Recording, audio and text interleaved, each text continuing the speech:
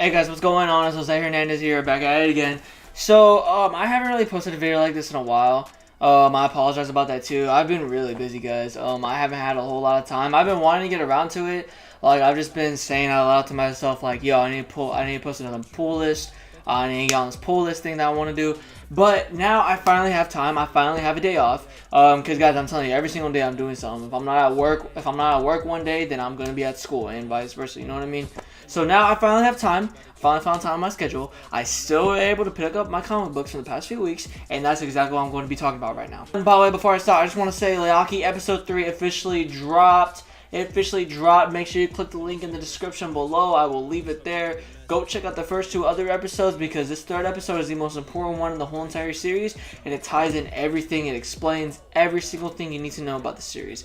And guys, it's amazing. I've got a whole lot of good feedback about it.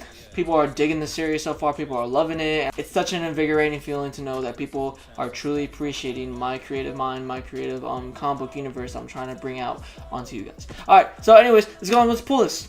So on my first one is going to be last week's. It's going to be right here, Doctor Strange issue number 7. Now guys, I have mentioned so many times in the past that Doctor Strange is easily the best one of the best comic books coming out of 2018, and guys, I still am saying that this is such an amazing book. It kind of, I don't want to say it closes it into the current storyline, but that's the thing. I don't know if it's closing it. I don't know if it's continuing it. And guys, it's great. And a little spoiler alert here, so if you don't want to know, then stop watching in 5, 4. Guys, a classic Doctor Strange villain comes at the end of this, and it's Baron Mordo. Baron Mordo is one of Doctor Strange's worst enemies. I'm so excited. I got so hyped whenever I saw him in the last few pages of the last Doctor Strange issue. So definitely go check this out. I give this one about a 9 out of 10. This continues to impress me every single time it comes out. Next up, we got one member of the big three of the Marvel Universe. That's right here, Tony Stark, Iron Man, issue number 5. Ladies and gentlemen, this is a pretty good book. Like I said, it's been in the last issue. It was kind of it was all right. Right now, Dan Slott is kind of having a rough start. It's not awful, but it's not great. It's not good, but it's not bad. It's just kind of there. You know what I mean? It's serving its purpose. But this issue is actually pretty good. It was actually a huge step up from the last issue. Right now, it's bringing back one of Tony Stark's enemies. His brother, also known as Arno Stark, is appearing in this issue. It's a pretty good series. It really, literally, like, if you're trying to read an Iron Man book, this isn't it right here, because this is literally just focusing on Arno Stark, just focusing on what he's been doing and kind of what he's up to at the moment. He writes a letter. I think that's pretty cool. The way I described that probably doesn't sound cool. You just gotta read it though. But this book, it was better than most. It was better than the other 4, definitely. I'd probably have to give this about 8 out of 10. 8 out of 10. Next up, we got one of Marvel's many events going on at the moment. It's right here, Spider-Geddon issue number 3. And actually, I have issue number 2 right here. Yeah, right here, guys. Issue 2 and 3. Now, this event, it's a pretty good event. It's literally kind of just jumping off the Spider-Verse event. The Inheritors are back. They're hunting down the Spider people again. It's a pretty good series. Right now, as you can tell in this one, the Spider people are kind of divided, as Peter Parker is currently facing off against Morlun in the Spectacular Spider-Man title. In this title, the Spider people are trying to get together, trying to find a good way to defeat the Inheritors, and they're kind of split in the middle. They're kind of split onto 2 sides, I mean. On one side, you got the Superior Octopus, which is Dr. Octopus. He's trying to reform himself again. He's trying to become a hero. And then on the other side, you got Miles Morales. Miles' side is saying, yo, we're not going to kill the Inheritors. We're just going to stop them. But the Superior Octopus is like, yo, we need to kill these guys. There's a reason why they're back, and it's because you guys couldn't finish the job, and that's exactly what we're going to do. And I kind of like this. I kind of like this element. I really do. It's really good so far. It's one of the better events of Marvel at the moment. And I'm digging it. And I gotta say, I give it about 8 out of 10. 8 out of 10. Next up, we have another Marvel event, but this is Marvel's main crossover event right now, and it's right here, Infinity Wars issue number 5. This event's, as I've stated before, that it's good, but it's not needed, nor is it really wanted. You know what I mean? Marvel really promised us that we wouldn't be getting a huge crossover event for a long while. They kind of broke that promise whenever they first started launching this event. It's not a bad event. It's probably the first good event in a while. I know a lot of people really hated Secret Empire. I personally like Secret Empire, but a lot of people hated Secret Empire. But this is pretty good. I'm enjoying it, but it's not needed. As I've said it before, it's very sad that Marvel truly thinks that its success is from the MCU and not the comics itself, because this is clearly being made because the Infinity War movie just came out, and it's, I don't know. But as I've said, it's good. It's all right. It's not awful. It's pretty good. So I give this issue about a good 8 out of 10. There's a lot of 8 out of 10s today. Next up, we have right here West Coast Avengers issue number 3. Now, the first 2 issues were pretty freaking rough. They were pretty freaking rough whenever it came to this series. But I don't know what happened. Kelly Thompson just, I don't know. This issue was actually really good. It really was. It jumped right into the action. Tiger's back to normal. Yeah, spoiler alert right there.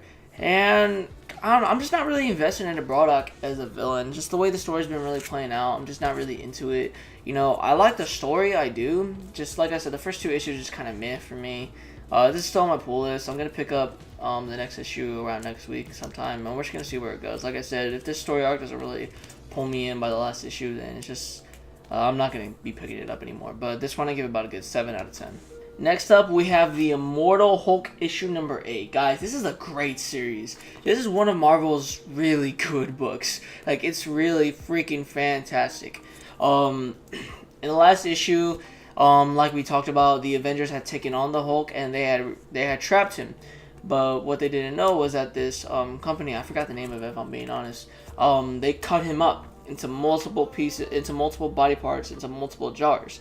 But the thing is, what they didn't know is that the Hulk was trying to test his limits. He let them do that to him. You know, he could have broken out anytime he wanted, but he was trying to test his own limits to see how far he can go and still be alive. And this is just such a fantastic book, guys. It truly is. It still picked up more Bruce Banner's abusive father from his childhood. I'm really digging that. I love character backstory. I love character backstory so much.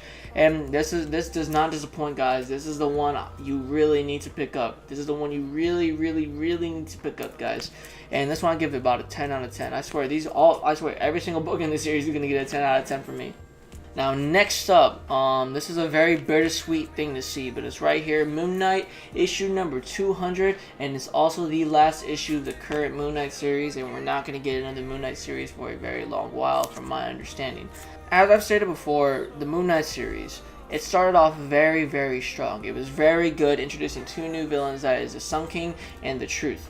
And I was definitely into both of them as a villain. And then, as the series went on, the story quality just kept dying down. It kept dying down. It had amazing... Max Bemis would write really good concepts. Like, he had really nice story concepts, but he just didn't know how to tell them. You know what I mean? And it always ended off with a very anticlimactic ending, and I hate that so much, man. I really do. But this issue, it was kind of meh. It wasn't great. It wasn't awful. But it was good enough for me to still want to share with you guys. You know, I really only like to share good quality books with you guys. Because I don't really buy bad quality books. Like, you'll never see me picking up like a Squirrel Girl book or an American Chavez book. Because those books are just awful. But, you know, this book, it's still pretty good. Like, if you're just looking for like a 2-issue story arc, maybe a 3-issue story arc, then definitely go pick up the trade paperbacks for this series. This one, I can recommend you. You know, it's a 200th issue. It's a milestone for Moon Knight. You know, it's just good to have in your collection, I guess you can say. And this one I give about a good 7 out of 10. Yeah. Next up, right here, I've been kind of late on the hype train, but it's Champions issue number 25. Now, guys, just in case you didn't know, Champions is basically the teen heroes of Marvel. It's a team of the teenage superheroes of Marvel, and I really like the teenage superheroes of Marvel. I really do. I've always liked that. Always liked it. And this is a really good story. Basically, Nova and Nadia Pym, the current Wasp, they went missing. And they went missing since the Thanos event, from my understanding. And the Champions are trying to look for them. And it leads them to the Man-Thing. And the Man-Thing basically puts them into this medieval time. And look, this is all the Champions basically medieval God, that was so cringy to say. But I don't think that was the right word. But this is them in medieval times, and it's great, guys. I really like this. I'm really liking this story so far, and I'm just one issue into reading it. I'm gonna get all the other issues, but so far this is my first jump onto Champions. I recently just put it onto my pull list at the comic shop, and we'll see where this goes from here. Jim Zub is a great writer, and I know he's gonna be relaunching the Champions in a new series come January, and let's just see where it goes. I give it about a good 9 out of 10. Next up, here's another bittersweet issue. It's right here, the Century issue number 5. Now, I've basically praised this series in the past few videos of doing this pull list, and this was on it. And because this has been such a great series. Jeff Lemire has been writing such a great series. It was an interesting concept. The Century's finally been controlled. And guys, this is... I just figured out the other day that this is just a miniseries. It was never supposed to be an ongoing series. And the Sentry is one of my favorite superheroes. He really is. He's surely one of the most interesting characters in comics at the moment. And it was such a good story. But now it's done. It's gone. I'm not getting another Sentry story. He's kind of doing his own thing. And it left us on a huge cliffhanger. That's what I hate the most about it. Because, spoiler alert, so if you don't want to find out, then stop watching in 5. Guys, at the end of this book, the Void and Sentry finally merge as one person. And it is freaking phenomenal, guys. I am truly impressed with this story. I really am. This, like, really, you need to pick up either the trade paperback or all 5 issues. Because this is such a good story. This one I gave a 10 out of 10. This is so good, guys. I'm so sad to see it go. I really wish Marvel would bring it back. But they're not because it's Marvel. Alright, next up, the last issue on my pull list here today, and that's another one of Marvel's many events going on right now, and it's the Return of Wolverine issue number 2. Now, I say that with lack of enthusiasm because, as I've stated about issue number 1, it's been very dragged on a lot. We've got 4 miniseries, we got a whole complete one-shot, and it's like, just bring him back already, man. Like, really, just bring him back. Give him his own series. Put him back in the X-Men. You know, he's been back for quite a few months already, and it's like all you're doing is just getting more money off of it. And I love Marvel to death, I do, but like, holy crap, like, I feel bad for people actually picking up every single one of these issues that are coming out that are centering around the Return of Wolverine. It's not bad, it's not great. Basically, in this issue, he's on a boat trying to rescue this lady's son, I believe. 2 of his worst enemies, Omega Red and Daken, his son, they come in and fight him. But he makes real short work of them, and it's disappointing because it's like, if those are his real villains, it's very disappointing because those are 2 legitimate worst enemies of Wolverine, and that's just basically washing them away. Like, don't wash his worst enemies away, like, make him formidable. And that's why I'm hoping it's just a clone, because they weren't talking, and Omega Red likes to talk a lot. So I mean, I hope it's just clones. One can only assume, but we'll just find out where this goes. Charles Soule's a pretty good writer. I know he's doing some great work with Daredevil, even though I'm not reading it, but I really wish I was.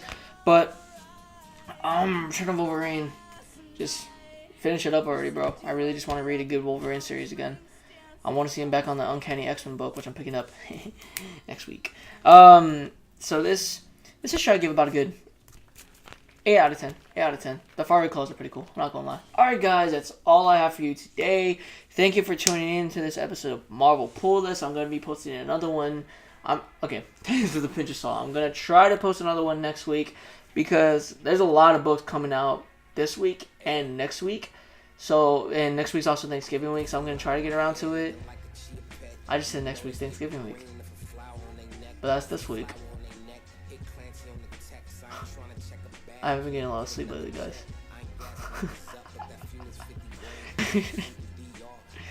God, why did I say that? But there's a lot of books coming out from last week and this week. I'm gonna pick them all up this Wednesday. I'm gonna pick them up this Wednesday, which is tomorrow. So I'm gonna post another one. Around this weekend. I'm really gonna try to, guys. I'm really gonna try to. I really want to. This is just serious. I really have been wanting to do for a while. I want to keep doing with this. Like I said, the reason for this is to bring a more wide variety of audience to my channel. That is into my channel, into my brand that is Arrowhead Productions. I do more than just make short films. I'm huge into comic books. I'm huge into professional wrestling. You know, there's a lot about me that I like to get out there a little more. Anyways, let me know what y'all think, though. Let me know if y'all fucking with this type of stuff, for real, you know. This is my hobby. I love sharing my hobby with y'all, so yeah.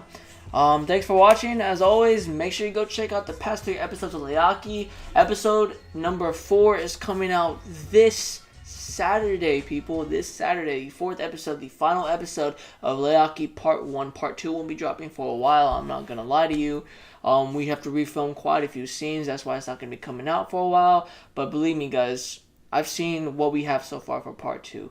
And it's phenomenal. It's amazing. I'm so excited just for you guys to see this whole entire series in its entirety. And if you're really just waiting to watch from episode 1 all the way to episode 7, both part 1 and part 2, I don't blame you at all. I really don't blame you. I would do the same thing.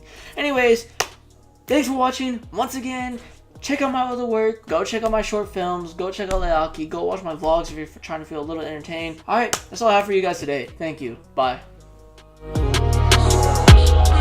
Woke up with me one day, girl, your heart's just so cold.